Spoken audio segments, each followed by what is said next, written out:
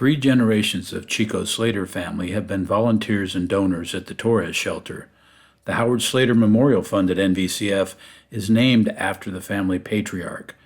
They are donating $200,000 from that fund to help the Torres shelter build a new navigation center. Here they talk about how they got involved and why.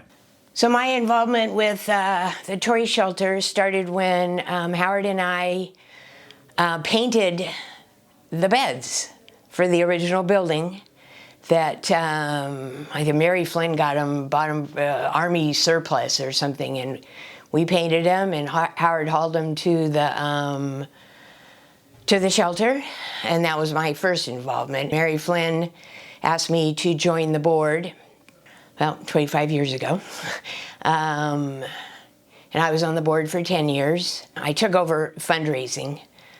Christmas tree auctions, empty bowls, which I still have continued doing that once a year. The why. Well, there but for the grace of God go I. Because my family was, we suffered, could have been homeless at any point in time.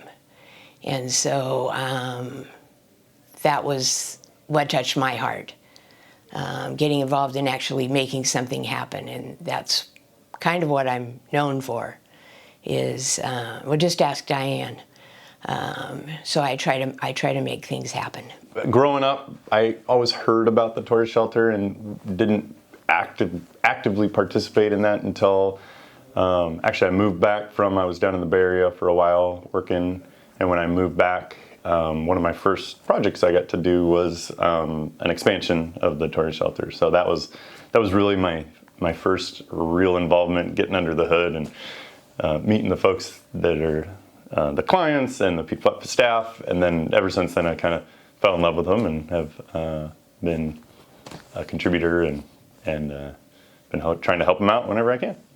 I guess just personally, I kind of have a heart for the least and the lost in our community. There's multiple different service providers in town that help this population, and I just think having a broad, diverse way of attacking it, there's no one solution that solves all problems, and I love how the different organizations approach the problem differently, and I think that way people have different options. I think it's important because some people don't have homes and they get sick. My grandpa always likes to donate, and my dad does too.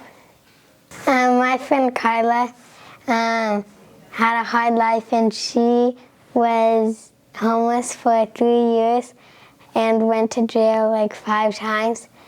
And one night she got out of jail at 12 o'clock, and she went to the Torres shelter, and she got a bed, went to bed, and it's been about 2 years maybe, and now she works there.